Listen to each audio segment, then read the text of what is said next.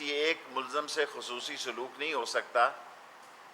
इन्होंने एक कोर्ट का फ़ैसला किया है और शहजाद अकबर साहब ने मुझे बताया कि वो कोर्ट का फ़ैसला भी ब्लैक लिस्ट पे आया। शहबाज शरीफ ब्लैक लिस्ट पे नहीं थे, वो एक 7 मई 2021 के ऑर्डर पे थे। लेकिन 3 चीज़ें होती हैं। नंबर 1 इज़ ब्लैक लिस्ट जो कि पासपोर्ट ऑफिस डालता है। नंबर 2 इज़ PNIL जो कि FIA डालता है। नंबर 3 इज़ कि कैबिनेट कमेटी जो है वो 3 लोगों की कैबिनेट कमेटी ने फैसला करना होता है और कैबिनेट को रिकमेंडेशन के लिए भेजना होता है। सो तीनों अरकान ने नैब की इस रिक्वेस्ट को शहबाज शरीफ को ECL में डालने के लिए दुरुस्त तसव्वुर किया है और तीनों ने यूनानिमसली शहबाज शरीफ का नाम जो है वो ECL में डालने की कैबिनेट को सिफारिश कर दी है। सो वो प्रोसेस पे करे, आज करे, सुबह करे। सो कैबिनेट कमेटी ECL की जो कमेटी है उसने शहबाज शरीफ का नाम जो है वो ECL में डालने की सिफारिश कर दी है और इसकी ये ख़ुद गारंटर है। ये जो भागे जा रहे हैं, एक दिन में सारे काम मुकम्मल कर रहे हैं, ये ख़ुद नवाज़ शरीफ साहब के गारंटर हैं। और न सिर्फ गारंटर हैं, हमारे पास कोई इनकी दरख्वास्त नहीं आई। 15 दिन के अंदर अंदर, इम्पॉर्टेंट बात जो मैं आपसे अर्ज़ करना चाहता हूँ, 15 दिन के अंदर अंदर शहबाज शरीफ हमें रिव्यू की दरख्वास्त दे सकते हैं और वो ख़ुद आके भी पेश होना चाहें तो हमारे इस फैसले के ख़िलाफ़, जिसको कि कैबिनेट कल या आज शाम किसी वक्त उसकी इजाज़त दे सकती है, वो इंटीरियर मिनिस्ट्री को रिव्यू की दरख्वास्त दे सकते हैं 15 दिन के अंदर अंदर और इंटीरियर मिनिस्ट्री ने 90 दिन के अंदर अंदर उनकी रिव्यू का फ़ैसला करना है। और अगर वो ख़ुद शहबाज शरीफ भी अपीयर होना चाहें इस रिव्यू की दरख्वास्त हमारे पास, वो ख़ुद भी अपीयर हो सकते हैं। और कोई मेडिकल ग्राउंड नहीं हमें बताई गई, कोई कुछ नहीं था। पहले केसेस में मेडिकल ग्राउंड थी। सो 2 बातें, उसके बाद 3 सवाल और फिर शहजाद अकबर साहब। नंबर 1 के तीनों अरकान ने इत्तफाक राय से ऑडियो लिंक पर शहबाज शरीफ का नाम नैब की दरख्वास्त को तस्लीम करते हुए ECL में डालने की कैबिनेट को सिफारिश की है। नंबर 2, उनको रिव्यू का राइट है। शहबाज शरीफ वजारत दाखिला को 15 दिन के अंदर अंदर दरख्वास्त कर सकते हैं और वो ख़ुद अपीयर होने की भी दरख्वास्त करें तो उनकी हम अपीयर होने की दरख्वास्त भी एक्सेप्ट कर सकते हैं और 90 दिन के अंदर अंदर हमने फ़ैसला करना है। शहबाज शरीफ का इस वक्त मुकदमा जो है वो चल रहा है लाहौर की एहतसाब अदालत में, ना सिर्फ एक केस में जो कि ये TT वाला और मनी लॉन्ड्रिंग वाला केस है, इसके साथ साथ इनके 3-4 और केसेस भी हैं जिसमें रमज़ान शुगर मिल का केस है, चौधरी शुगर मिल केस में ये मुलज़म हैं, इसके अलावा FIA के केसेस में मनी लॉन्ड्रिंग में, तो ये मुख्तलिफ़ केसेस अदालतों में चल रहे हैं।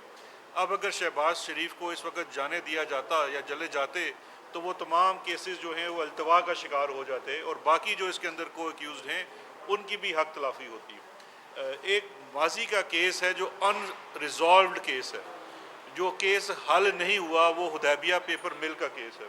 कोई भी केस चाहे वो बंद हो चुका हो, अगर उसमें न्यू फाउंड एविडेंस हो, यानी कि कोई ऐसी शहादत या चीज़ सामने आए जो पहले केस या रेफरेंस का हिस्सा नहीं था, तो ये तो इस केस से हट के भी एक ये मुसम्मा हकीकत है, कानून है कि वो नया केस खुल सकता है। इसलिए जो इस वक्त लोग सोच रहे हैं और नहीं जी ये तो बंद हो गया सी, खुलेगा नहीं, तो उनके लिए तो ये मैं सिंपल सी एक आपको जनरल बात बता रहा हूँ, जनरल प्रिंसिपल ऑफ लॉ बता रहा हूँ। दूसरा, इस केस के अंदर स्पेसिफिक चीज़ें जानने के लिए बड़ा ज़रूरी है। मुस्लिम लीग नून आपको पता है कि गुमराह करने का नैरेटिव बुनने में माहिर हो चुकी है पिछले कुछ सालों से। अच्छा, वो ये नैरेटिव बिल्ड कर रहे हैं कि जैसे हुदैबिया पेपर मिल के केस में इनकी बर्रियत हो गई थी। ये बात दुरुस्त नहीं है, इनकी बर्रियत नहीं हुई उस केस में। बरी आप केस में तब होते हैं कि ट्रायल चले, मुकदमा चले, शहादतें पेश हों, फिर आपकी बर्रियत होती है। ये टेक्निकल के बुनियाद के ऊपर केस बंद हुआ।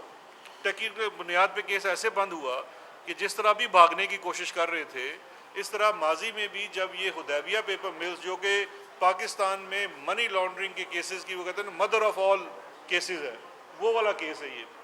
जब ये केस दाखिल हुआ था 2000 में तो ये फ़ौरन उस वक़्त डील करके, आप सबको याद होगा, ये जद्दे चले गए थे। ये केस कभी इसने did not see a day in court, इसके शवाहिद पेश नहीं हुए, कभी कोर्ट में नहीं चला। जब ये वापस आए तो उन्होंने उस वक़्त मेल मिलाप करके ये केस बंद कर लिया, क्योंकि उस वक्त ना नैब ने परसू किया। आप इसमें जो इनका लाहौर हाई कोर्ट का डिसीजन है वो उठा के देख लें तो उस लाहौर हाई कोर्ट के डिसीजन में वफाक का जो अटॉर्नी जनरल पेश हो रहा है वो भी कहता है जी कि हम केस को परसू नहीं करना चाहते, नैब भी कहती है हम केस को परसू नहीं करना चाहते। केस कभी कोर्ट में चार्जशीट हुआ नहीं, तो फिर केस ने तो टेक्निकल ग्राउंड पे बंद ही हो जाना था।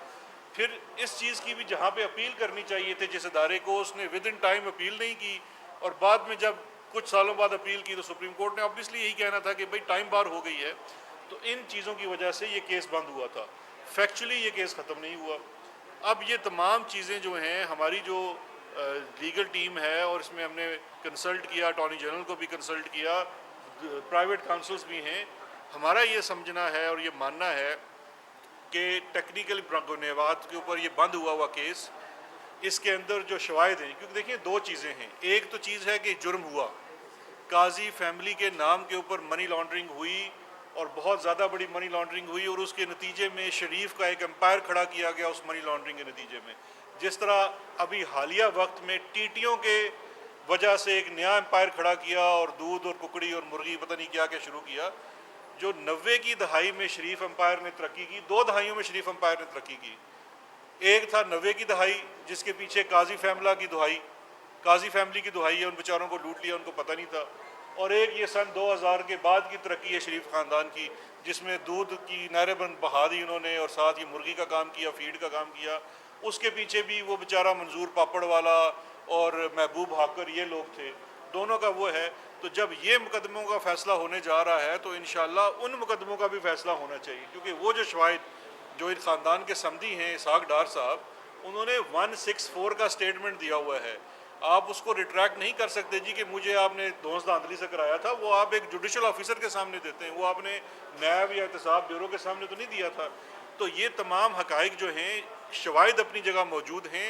एक केस जो फाइल हुआ था वो क्लोज़ हो गया, लेकिन वो जो शवाहिद, वो जो जुर्म सरजद हुआ वो अपनी जगह मौजूद है। वो भी चूँकि खुलने जा रहा है, हुकूमत ने फ़ैसला किया है, तो इसलिए इनके भी निकलने की कोशिशें तेज़ होती जा रही हैं। तो आने वाले दिनों में इस चीज़ को भी परसू किया जाएगा। लास्ट सेंटेंस जो मैं कहना चाहता हूँ, थैंक यू फॉर एवरीबॉडी, कि ये भागी जो शहजाद अकबर ने कहा, ये भागी सहरी के वक्त जो है वो हदैबिया के केस के खुलने की वजह से रहे थे।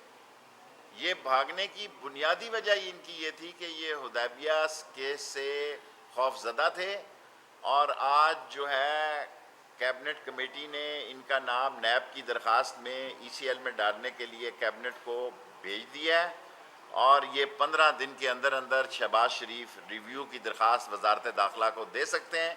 अगर ये ख़ुद भी पेश होना चाहेंगे, अगर रिव्यू में पेश होना चाहें तो हम इसको एक्सेप्ट करेंगे। Thank you.